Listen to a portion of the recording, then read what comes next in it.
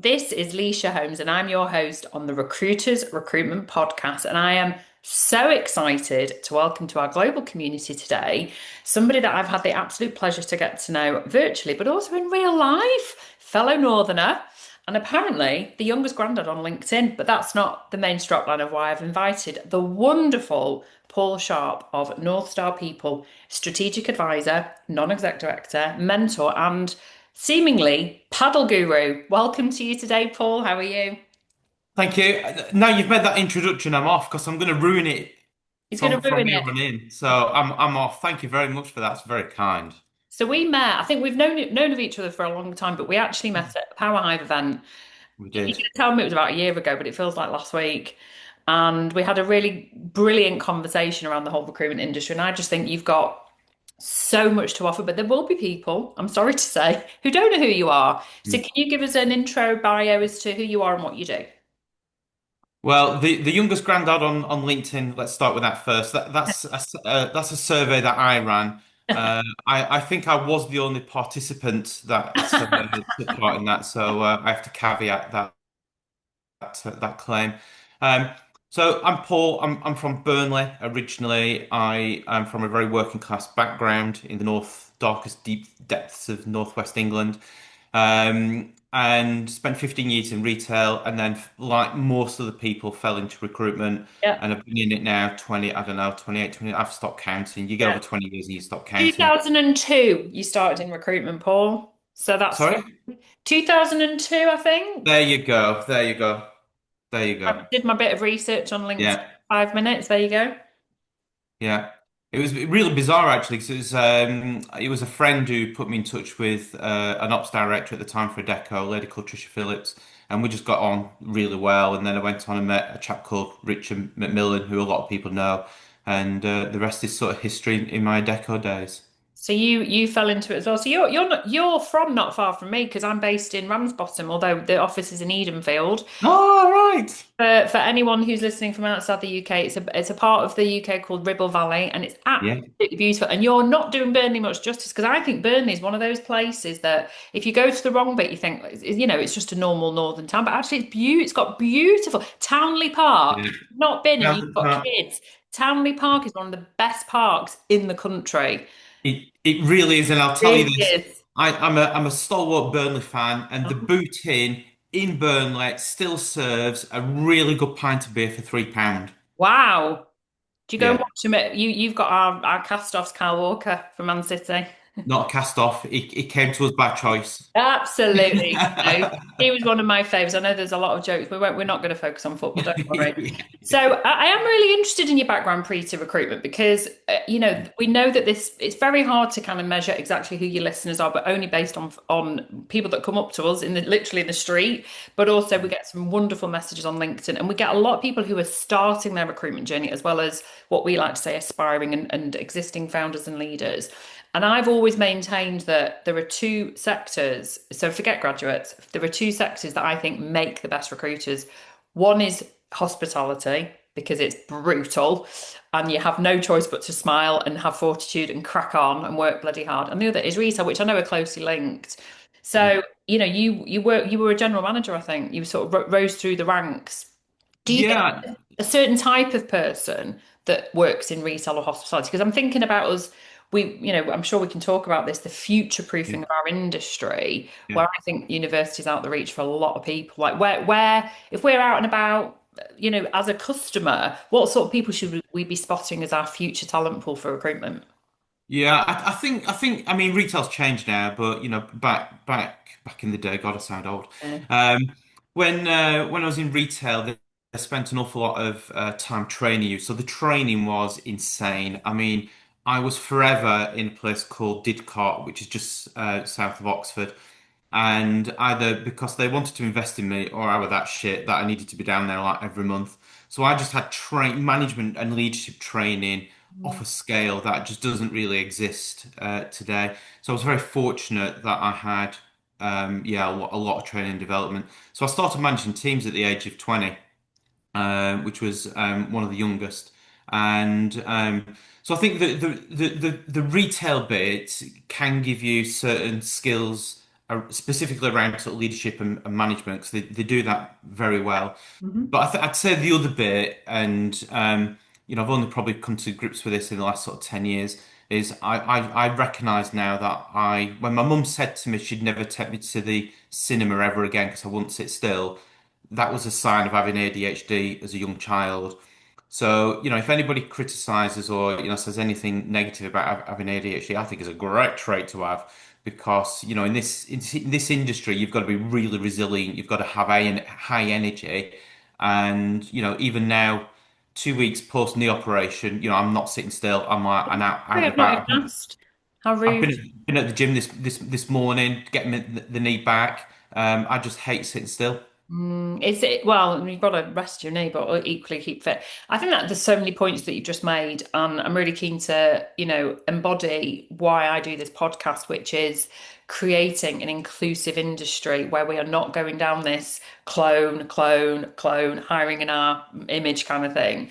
And everything that you've said there, I mean, it's totally accepted now that people talk around their neurodiversity, and Yeah, ADHD I'm really pleased to say, as it should be, as should dyslexia, as should any form of yeah, not yeah, neurotypical, so to speak. The things that I've always looked for and I see in myself are, it's much better to have someone who's just full of the ideas, wants to go and yeah, implement them, worry about the admin later, because now yeah, we've created a world with AI where the admin yeah, bit is taken care of. It's fantastic. But it's yeah. really interesting that you say that because, how does somebody listening to this now that maybe has got a child, maybe an adult child or a sibling or a friend or it's Yeah, themselves going, right, everything you've said there's me, but how do I apply? How do I go about doing it? Because yeah, I'll give you an example. I've got one of my daughter's friends at the moment. He's all the things you've described. He's bright, he needs to earn money, he's very driven, he's yeah, got real point to prove. Like he's a future recruiter, 100%. yeah, But every time he tries to apply, he's like, can you just send us your CV? And it's like his yeah, CV shit. yeah, So what are we doing? We need to think about that as employers. It's more of a rhetorical question of we don't just want people just to be clicking a button to apply. We need people to do the old fashioned picking up the phone, knocking on the yeah, door, yeah. introducing ourselves and sort of putting yourself out there. What are your thoughts on that, Paul? I agree with all of it. I think for me, I go back to, if somebody's got the ability to build rapport quickly, have a conversation, a bit like what we're doing now. So, we've only physically met once, but gosh, we're chatting away as if we know Yeah. each other and we've known each other a long time. It's that ability to just build rapport and to make people feel at ease and comfortable with sharing information. The Yeah. rest of it, for me, flows, whether it be the candidate or the customer. Mm, It's that listening and the ability to build rapport.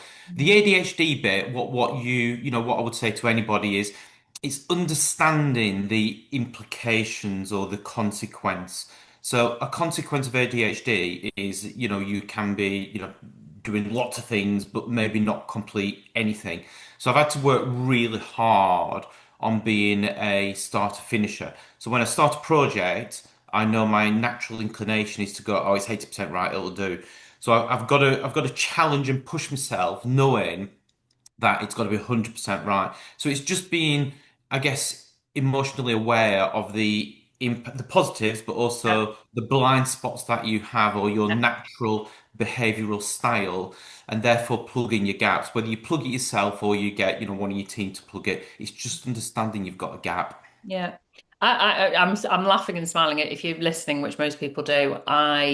When I started my recruitment career, I went through psychometric profiling because I was one of the top billers. So the company at the time profiled all the top billers, and I'm definitely not a natural completer finisher. So possibly Yeah, I'm undiagnosed ADHD. I've always thought yeah, that, but anyway, yeah, I don't label myself personally, but I yeah, know that I probably have got the traits of it. yeah, And I then obviously launched my business in 2005, and fuck me, you have to be a completer finisher when you run a company. But the reason I'm making that, and I'm not being flippant, is that it is something that you can train yourself to do, but you yeah. have to really mindfully do that. Yes, That yes, isn't just to, if you're running a business, that's in any project that you're doing in the recruitment context, you yeah, just have to be disciplined and you yeah, have to complete everything and do everything. And actually, that's where I think, in a world of multitasking, doing this, I actually don't agree with it. The yeah, Pomodoro effect of yeah, just doing what you're doing, and that really works for people, I yeah, think, with ADHD particularly. yeah, Just go 100%. in small sprints, Yeah. Set the clock 20 minutes. All I'm going to do now is this. And Yeah. for me, the real kind of having to think about it is doing admin. We're moving over to Atlas. Big shout out to Atlas from a Yeah. system that we used for 15 Yeah. years brilliantly. But I'm really concentrating and spending a good hour a day just doing that, turning my phone away. It's really hard to do, but it can be done. Yeah. Anyway, I Yeah. will It move on can. because Go I on. do on because you have got one of those incredibly privileged, but you've earned the right to be privileged through your recruitment prowess Mm, to have this bird's eye view mm, of agnostic, recruitment leaders, bringing you into their business, you're strategic, looking at their presumably survival, how they grow, how they thrive, how they scale through profit and mm, people potentially. mm. So as we are recording this, everyone knows we do it in advance, but I'm thinking, as we come to the end of 2025, what is the landscape right now? And then the second part of that is going to be what are the best companies doing right now to ensure that they're protecting themselves for the future?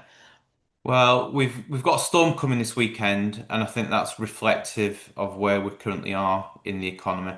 So you posted a great post the other week, which I thought was spot on. So I am going to replicate a little bit of what you said, which is, the market has not changed. It's not got better.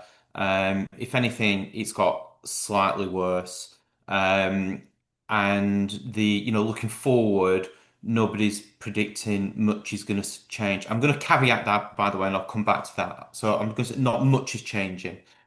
So I think for most recruiters, it's about looking at what you can influence. We spend a lot of time spending energy in conversations about what we're anxious about, what we're worried about, but we focus less about the things we can control. Whether it be the what's happening with the government, or in America, or in Ukraine, or the Middle East. We've just got to focus on the stuff we can control. And there are some massive opportunities in the recruitment industry, but there are two or three really key trends which I think is really important. Okay. The first one that I'd say is customer loyalty is getting less, it's not getting better. So we know that customer retention, the average agency in the UK had about 50% retention, just under. We now know it's about 40. So customer loyalty is getting less. Now that's a big thing, right? Because for every 10 customers you build this year, you're going to lose six. So Mm, that presents a massive opportunity, mm, but equally a big challenge. yeah. I think some of that is driven by organizations Mm, because of how they're engaging their agencies. But I also think there's a big part here that there's not a lot of difference between agencies. When people go, I'm niche, or, it's my people. I mean, that's just bollocks, right? yeah. Because everybody's saying the same Ah, shit. yeah, totally. There is not a lot of people doing stuff different. Less than 15% of recruitment agency owners have innovated with their customers in Mm, the last 2 years. wow. So Yeah. if you want to do something different and you want to stand out, just innovate. Mm, But a lot of agency owners are procrastinating yeah. with this innovation, and I'll come back to that. Mm, The second one, which honestly, this really winds me up, right? We know the average fill rate is around 30%. yeah. Hmm. So 7 days out of 10, Yeah. You're wasting your time. recruiters are working for free. Right. For Hmm. free. Yeah. What the actual I know. fuck? I know. So, and that's not all in their control. Sometimes organizations put roles on hold, they change the roles, they pull the budget, somebody leaves, somebody moves, they fill it internally, they fill it through a referral, they fill it through a direct, they fill it through another agency, the agency doesn't fill it themselves. So, myriad of different reasons. However, we're still working 10 roles and only filling three. Yeah. So those two factors for me are a massive area of opportunity. And Yeah. if agencies are not working out whether that's a problem in their business, and I mean proper benchmarking and working it out, and having some form of business objective, a smart objective for 2026, I really feel they're missing out. If they Yeah. haven't got a problem, they go looking Yeah. elsewhere. But those are two common areas. I mean, I think it's really poignant actually. We go into Manchester once a week and fill the day with existing clients and new clients and maybe place candidates. It's a gorgeous day, and we had that Yeah, conversation this week around customer attraction and how much it actually costs to acquire a new client. I beg your pardon. And so, from what yeah, you're saying there, based on your statistics, you're saying that 60% of my business is not going to return to me, and out of the correct. 40% that is going to return to me, only 30% of it's going to get filled. My Yeah, maths brain, that's where my brain can't work that out. yeah, I'm sure there's lots of people that yeah, probably can work that out. But Jesus Christ, so basically, I'm probably working one day out of five to earn any money, but I'm working, yeah, but I would say roughly 20%. That's yeah, ridiculous. It's just, yeah, and can I add another layer, which you've not yeah, mentioned? Contingency. yeah. We're doing it contingency So, still. all right, you really set me off now. Sorry. You've lit the firework now, Alicia.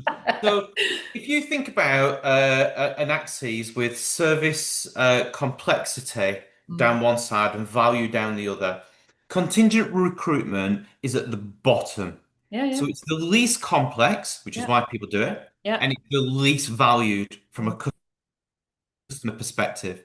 It is insane. If I was starting out an agency tomorrow, would I be doing contingent recruitment? I absolutely would Uh, not be doing contingent recruitment. I know business owners that say the same thing to me, by the way. mm. The key area and where NorthStar is spending a lot of time is helping business owners try and productize their offering Okay, and shift it away from being 100% contingent okay. to having more recurring revenue. I'm not talking about RPO, but I will touch on the RPO Yeah, yeah, market. yeah, definitely. But it's about moving away from being the bottom Yeah, from service complexity and least value and having something which organizations value and they'll pay for. yeah, exactly. Because you're fixing a problem rather than just chucking some CVs over the fence. Yeah, no, and I'm happy to talk about RPO because this is where you and I are similar in what we do. I partner with recruitment companies and I act as their advisor. I think the role of a rec to rec is to advise. It's not just to be transactional. Maybe that's one of my USPs in a very saturated market, Mm, possibly. But I think that if I can off the top of my head think of about five or six businesses that have launched within the last 10 years who have productized from day one. So they offer a contingency service for, clients and clients and customers that need that, but they have built their business on RPO and retained. And actually, that means that they've got, I don't know, X amount of revenue that they know that yeah, they've scaled yeah, so much quicker than their yeah, counterparts and peers yeah, because who are just doing contingency yeah, or just doing retain yeah, possibly. So yeah, I think yeah, it's yeah, seeing, understanding, isn't it, that as a bit when you're listening to this as a recruitment leader, understanding what your clients need and what they want and how you differentiate. And it's not rocket science. And I think it's that this whole reframing the mindset of what our role is. You've used the word on a number of occasions now, Paul. It's that value where if we're looking at making sure we are totally AI proof as recruiters, it's mm, the only thing we can do is show the value of us versus a system that will cost a fraction of a 100%. recruitment fee. But what 100%. And this is appropriate for every agency, and I'll demonstrate three end, a bottom, middle, and upper end. So Gary has got a business in Lancashire. He's a sole entrepreneur. He's been a sole entrepreneur for years and years and years. Knows his sector inside out. Was struggling with all this. His revenue was getting less each year because his customer base was shrinking. All the normal things that everybody's challenged with. Yeah. Last this January, he launched three new products. One was an embedded talent model, just him. Mm. And 40% of his revenue is now booked for the next 12 months. Wow. So this has been a game changer for him Amazing. because coming back to the point, he's now not working for 70% of the time free of charge. He's still got an element of it because he's still doing contingent recruitment, but his business is less contingent recruitment and now recurring revenue. Customers bloody love it Of course because they they're do. almost getting a fractional, where they can't afford a full-time recruiter, they're now getting like a fractional, really experienced Yeah. recruiter for one or half a day a week or 2 days a week. The customers are loving it. He's getting great feedback. He's less stressful. He's less worried about the revenue and everything else. It's honestly, it's a game changer. Okay. Right at the opposite end, we've supported agencies with 130 heads develop an RPO product offering, and they're now into their they're now into their fourth customer in the last 2 years. Mm. So it's shifting from their being wholly contingent to Yeah. being true RPO, and then somewhere in the middle you've got this sort of subscription type model where it gives organizations the ability, customers, the ability to draw down on a flexible basis, Yeah. but they're getting some cost advantage and some service enhancements. This bit about charging more for retained work, I'm going to be controversial for some people. I'm going to say that's bollocks. Mm. This is about driving cost down and driving service up. And Yeah. you can afford it. And I'll tell you the reason why you can afford it. It's because you've got all this waste in your business. So Absolutely. if you're only filling a third of your roles and you're charging 18%, you can, in theory, charge 6%, make the same amount of money, but get paid. You've also got to get paid for the work. Of course you do. It's as Yeah. simple as that. And when people say to me, how do RPO providers make money? It's dead easy. That's how they They make get, money. they, Yeah. they get paid for the work. Yeah. That's why they can charge 6, 7, 8%. They're Yeah. getting paid for it. Yeah, no, no, and it is a bit controversial. I'm sure there are plenty of people listening, and I know that there are listeners who do, your 20, 25, 30%, we're in that upper echelon. Um, but I totally agree with what you're saying because I can see that that is what works. And it's really interesting that, I have always believed that you can offer that whether you are one person, you're a solopreneur, whether you're a boutique business, Oh, it's understand, 100%. but it's about consulting the clients Yeah. to see how that can work better. So it sounds like from a landscape point of view, and just to kind of go back, and I don't really want to sort of necessarily repeat, but I think I don't know if you're listening to this podcast, I bet you listen to other podcasts, and the one that I always refer people to is Ryan Holiday's The Daily Stoic. He does he does long podcasts and he's got books out and he's brilliant. He's really good on Instagram, but he does these 5 minute little short stoical ones. And if you're not interested in listening to that, you can just go and follow him on Instagram because it's all about having that stoical mindset of if you can't control something, maybe it's something that comes as you get older, Paul. I know it's our age. You What are you just saying about me, Alicia? oh, youngest granddad. I never asked you how old you were. It's about what you can control. And I think it's when you really understand that and really do believe that, I just think you find a lot more calmness as a leader and as a recruiter, not just leaders. Because the reality is, unless you can literally go and influence what Reeves and Starmer are going to decide and we're recording this now ahead of the budget. We know that when this goes out, that will have already landed. We know that there's lots of changes coming from a legislation point of view, huge impact the digital ID card. I know that Neil Carberry's posting a lot around that at the moment in terms of the advantage for recruiters. I mean, the reality is we're already in a digital world. We already have digital ID. I mean, if you think we don't, then what do you think your phone is? Yeah. Um, Yeah. so I think there's a lot that's so out of our control, but it's Yeah. about right, what am I working with here? It's interesting. I just kind of want to almost go full circle back to the start of this Yeah. part of the conversation around what I think recruitment leaders are doing wrong right now. And I hope you don't mind me giving my little two penneth. It's this constant obsession around tech Mm. and what spending, and we've seen so many companies fall by the wayside because they are, I'm not going to ruin my algorithm on LinkedIn, but we know LinkedIn tie people in. There are ways to make business and create a successful business without relying solely on LinkedIn. And it's this, shiny new toy. Oh, I need this chatbot and I need this and I need that. Instead of going, actually, whoa, whoa, whoa, let's just stop and look at what we're doing. What's your observation on rec tech? Because I don't want to be uncool saying don't do it. Of course you have to do it. We've invested in the right tech, but literally 2 or 3 subscriptions, that's it. Yeah. I'm going to revert back to facts. So if you go back 20 odd years, a recruitment agency, a third of their GP, gross margin, was paid to people. So it's people costs. A third was head office, back office costs, Yeah. tech costs, and a Yeah. third was profit. Yeah. We're now making 18p in the pound. So it's almost halved. Oh, That's the net profit agencies make. So where's the other bits gone? We know the people costs have risen to around 40, yeah. 45%, depending on where you are in the country. The rest of it is tech. it's ballooned. But here's the killer. The average margin that a recruiter billed 25 years ago was 120 grand. Yeah. What is it today? It's 120 grand. Oh, So tech has not not added anything. generated more revenue per head.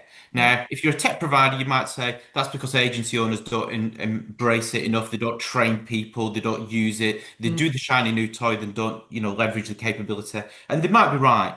mm. However, whatever the cause, whatever's happened there, the fact is it hasn't driven revenue. I've been in a WhatsApp group this morning and somebody's talking about LinkedIn.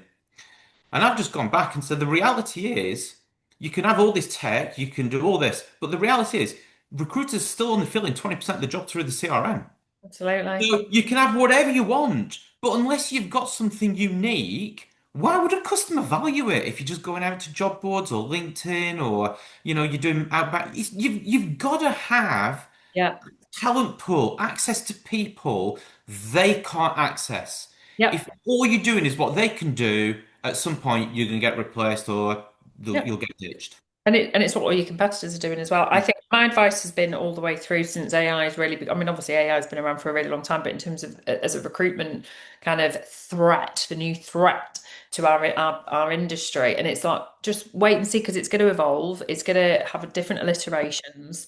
Try as many demos as you can. Don't sign up to things. Go and speak to their existing customers. Ask them what it's like. I mean, I am a huge believer that not every tech is going to be right for every single business. And what everything that you've said there, I think it has to come down to the ROI. Yeah. But equally, well, nobody has a crystal ball. We don't really know what the future looks like. I mean, everyone's talking about it, and Mo Gawdat's talking about it, Stephen Bartlett's talking about it. But the reality is, none of us really know, and it's all around adoption, right? It's all around as humans what we're going to adopt, what we're going to actually want for ourselves, for Yeah. our children, our grandchildren in your case. So that's really interesting. So we've talked a lot around sort of, I'd say the sort of harder skills, the sort of the commercial side of it. But when you're working with some of these leaders who are, certainly open to, what we can do to improve ourselves, are there key traits on mindset or that you see that make a better leader or that we can try and enhance ourselves? And what would your advice be based on that? Because the reality is that it's an absolute minefield at the moment out there from all this rep tech, everyone posting how amazing they're doing, and it's like, oh, they're doing amazing. I should be doing this, I should be AI in this, chatbot in this. Like, how does someone keep hold of a positive or get a positive mindset? Mm. Well, I think I mean, it's got harder and harder is the answer. But to try and pick up on, what do I see?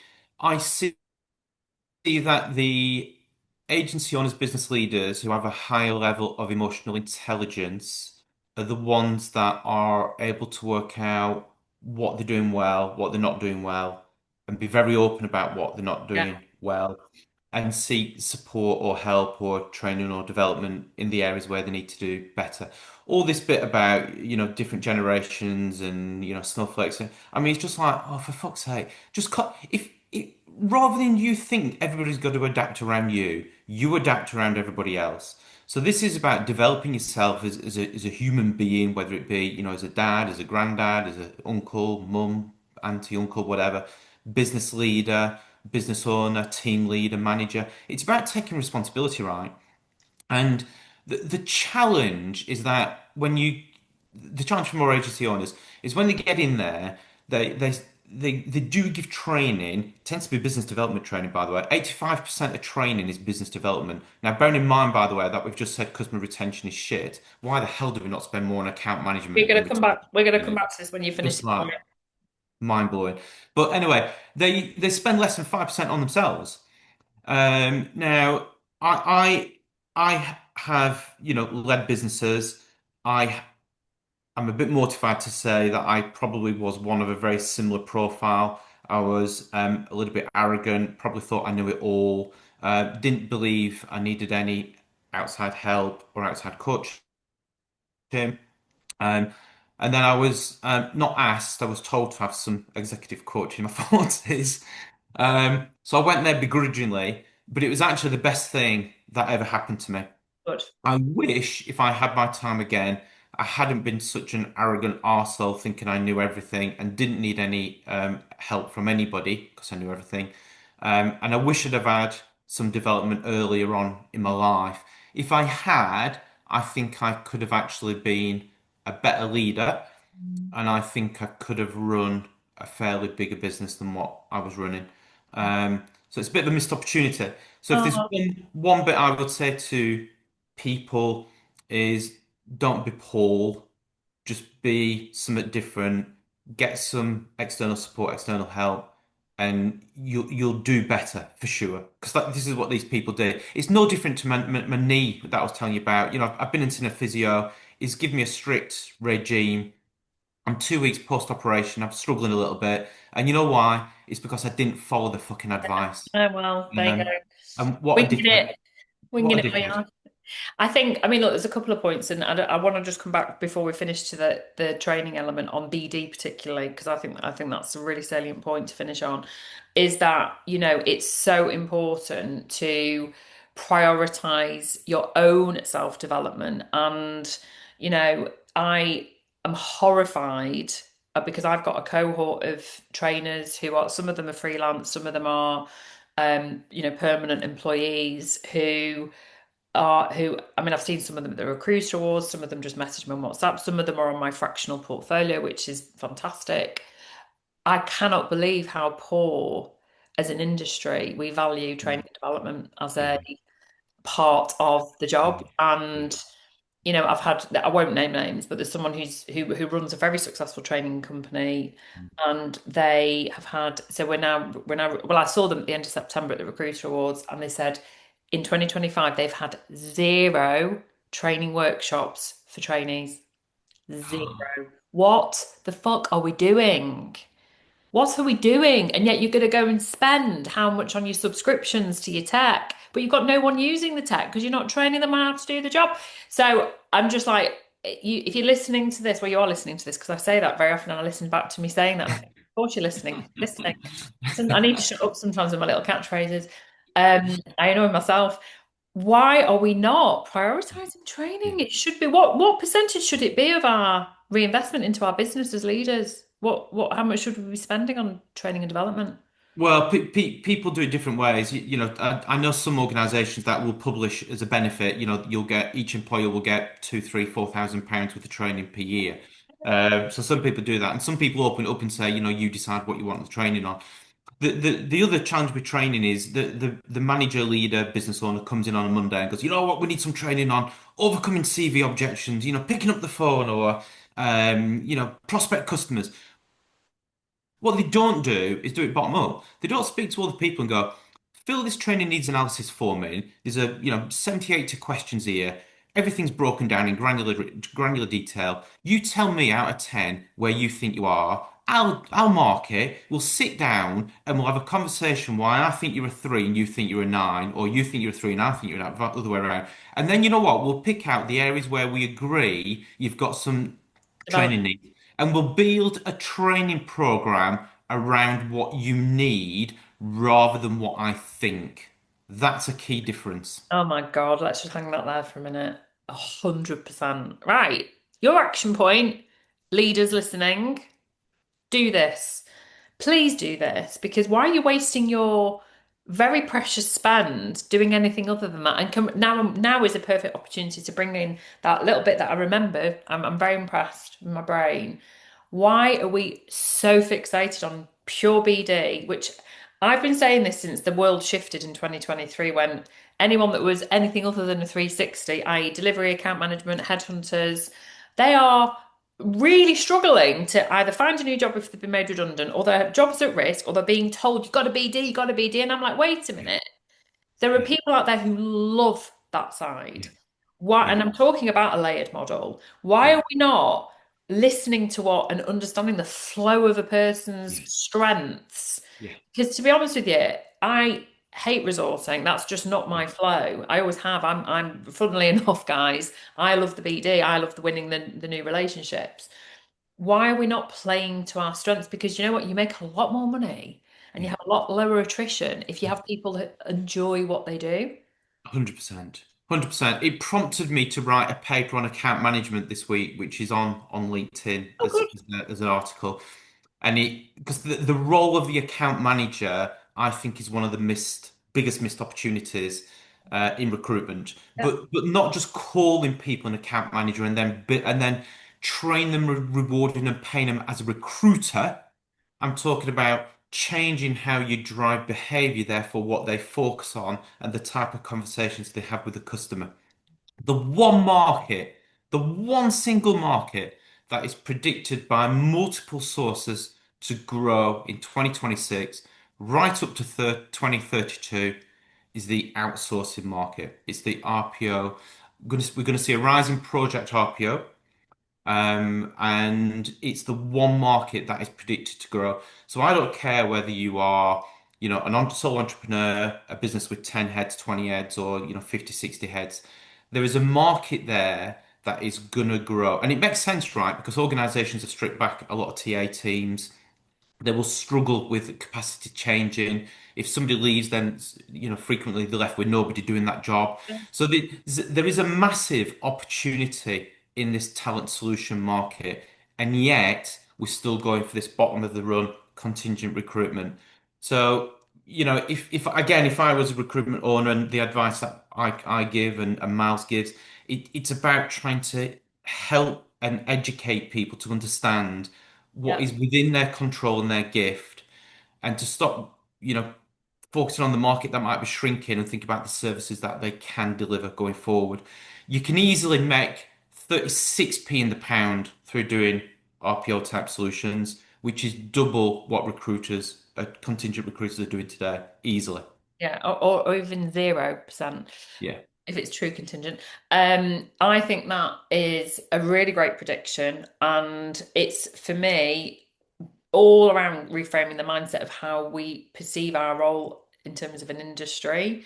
And if I could go back to the beginning of time of my career, it would be very much around, we are management consultants. We are not this transactional, oh, like, oh, I have to ring her. Oh, I Yeah. don't want to use an agency. It's about Yeah. how we present ourselves. And, maybe the title of this podcast will be something around value and creating value for our Mm, industry, because mm. it's all around value, being valuable. Paul, I knew this was going to be brilliant. I knew it'd be really great fun, and we could probably carry on talking without we can't finish without you trying to convince me, and I've said no on a couple of occasions. Paddle, sell it to me. Go on. Honestly, paddle is the best sport. So I played it for the first time last year in Spain, and it's not as fast as tennis or squash or badminton, but it's a great way to improve your fitness. It's great fun when you play doubles. It's not about running into the corner. It's about where you place the ball and how you hit the ball. It's just a great sport. I Is this was how going to you say for injured the your knee? Is this how you injured yourself? no, no, I injured my knee. Despite being told never to run ever again, I went running because I didn't take the advice because I'm still poor a little bit. I ignored the advice not to run. I went running and I tore my other meniscus in June, so it's my fault. Nothing to do with playing Oh, paddle. there you go. I was just going to use that as a. That's why I'm not doing it. Yeah, it's a brilliant sport. Maybe I'll try. I've got so many people that there'll be mutual connections that I know playing. Leisha, we are running it again in Manchester. We're going to do it in London in the new year. We're going to run it in next May or June in Manchester. So you've got 6 months now to get a partner. Busy. I'm really sorry. I'm busy that day. No, we'll All change it. We'll right. go for another All day. right. I'm putting you down. Right. Okay. Well, I'll tell you what then. I'm putting this out there because she produces this. Lilia Holmes, mother and daughter duo. In, in. Shit. I'll be 52. I'm 57. All right then. Fine. I'm trying to find every excuse not to do, but do you know what? Okay, I'm gonna do it. In. Watch this space. Boom. Have you got medical insurance? Thank you, Paul. You have been, as I knew you would be. We could just talk all day, couldn't we? Because I think we sing from Good the. to chat. Thank you so much, and we'll make sure you contact Thank me. you. If you get in touch with Paul or with NorthStar People, make sure you mention the Recruiters Recruitment Podcast. And thank you for listening. Thank you.